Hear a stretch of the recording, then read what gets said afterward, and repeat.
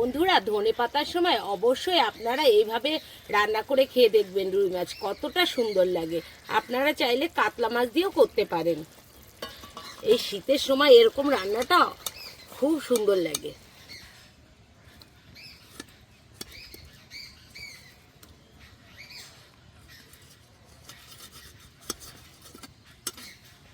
নমস্কার বন্ধুরা, স্বাগত জানাই জবা রান্নাঘর উইথ ভিলেজ ফুডে। বন্ধুরা, এই শীতের সময় কিন্তু অনেক ধনেপাতা পাওয়া যায়, আর ধনেপাতা দিয়ে রুই মাছের ঝাল বানিয়ে দেখাবো।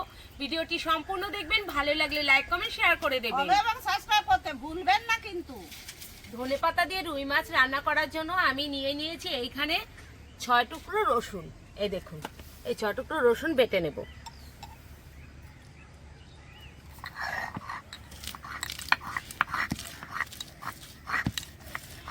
আদা রসুন বাটা হয়ে গেছে, তুলে নিয়েছি। লঙ্কাও বাটা হয়ে গেছে, তুলে নিচ্ছি।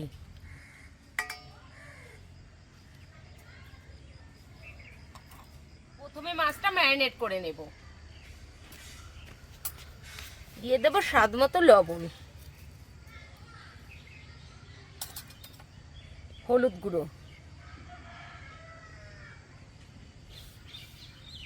দিয়ে দেব উপর দিয়ে একটু কাশ্মীরি রেড চিলি পাউডার।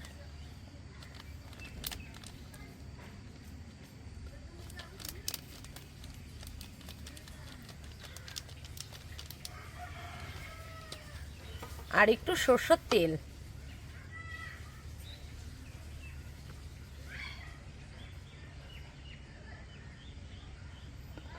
এবার হাত দিয়ে ভালো করে মেখে নিতে হবে, ঠিক এইরকম করে। আর এই পেছন পাশটা সামনের দিক দিয়ে নিতে হবে, তাহলে পুরোটাই লেগে যাবে।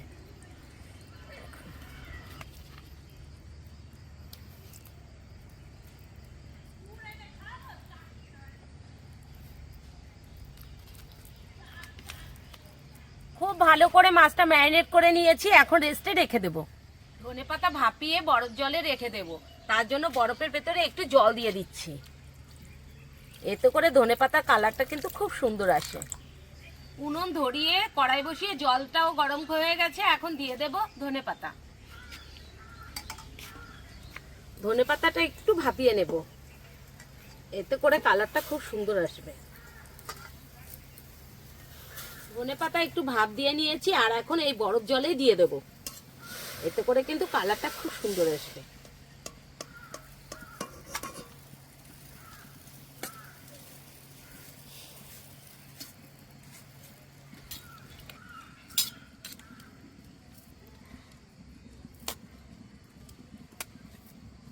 কড়াই বসিয়ে দিয়েছি, কড়াই গরমও হয়ে গেছে, এখন তেল দিয়ে দেব।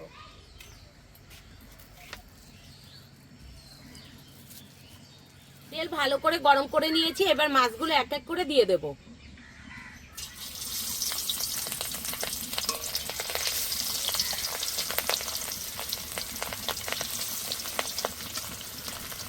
আপনারা চাইলে রুই মাছ, কাতলা মাছ, যে কোনো মাছ দিয়ে কিন্তু এই রান্নাটা করতে পারেন।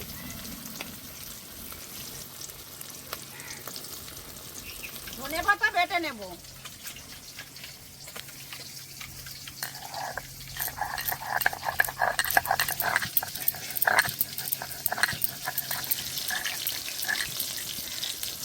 এবার মাছগুলো উল্টে দেব।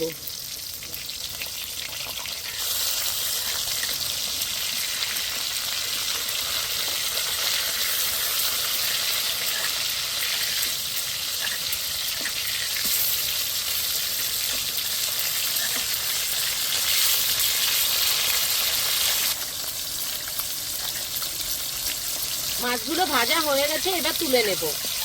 খুব বেশি এই মাছটা কড়া করার দরকার নেই, ঠিক এইরকম হলেই নামিয়ে দিতে হবে। এই দেখুন,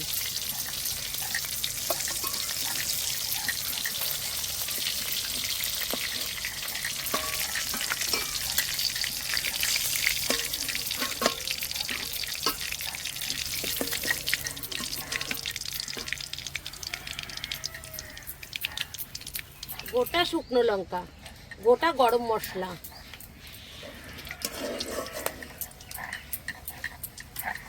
গোটা জিরে,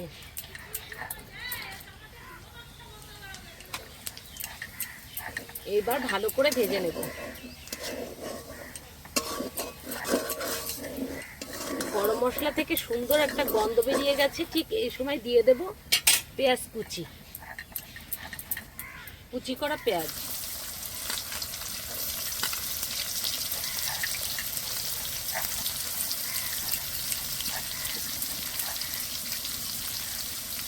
পেঁয়াজটা ভালো করে ভেজে নেব।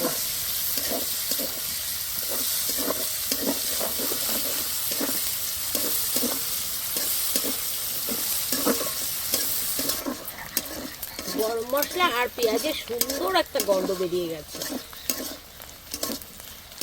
পেঁয়াজটা আর একটু ভেজে নেব। ধনেপাতা বাটা হয়ে গেছে, এখন তুলে নেব।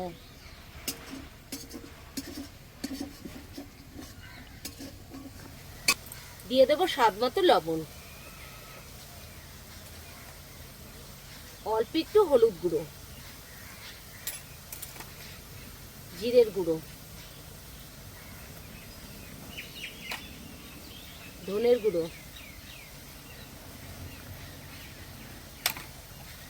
অল্প একটু দিয়ে দেবো লঙ্কার গুঁড়ো। এবার ভালো করে কষে নেব।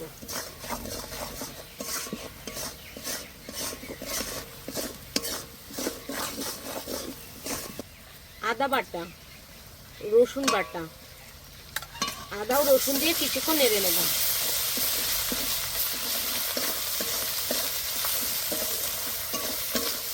এইবার দিয়ে দেবো কাঁচা লঙ্কা বাটা,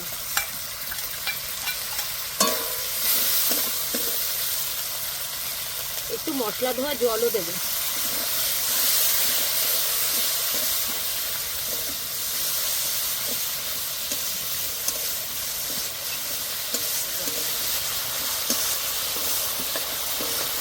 এবার ধনেপাতা বাটাটা দিয়ে দেব। এবার ভালো করে কষে নেব।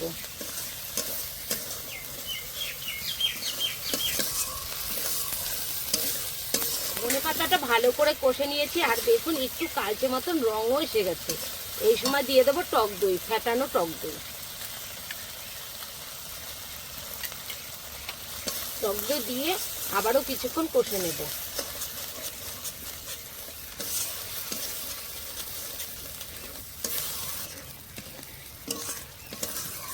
মশলা ভালো করে কষে নিয়েছি, আর দেখুন তেলও ছেড়ে দিয়েছে। এবার জল দিয়ে দেব।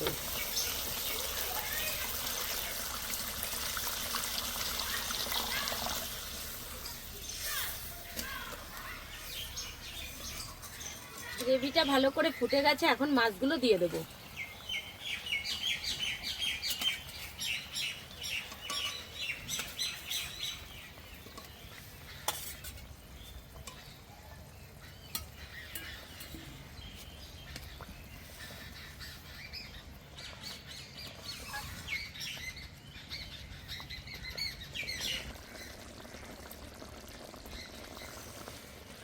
টক দই দিয়েছি, তার জন্য একটু চিনিও দিয়ে দেব। আপনারা চাইলে নাও দিতে পারেন।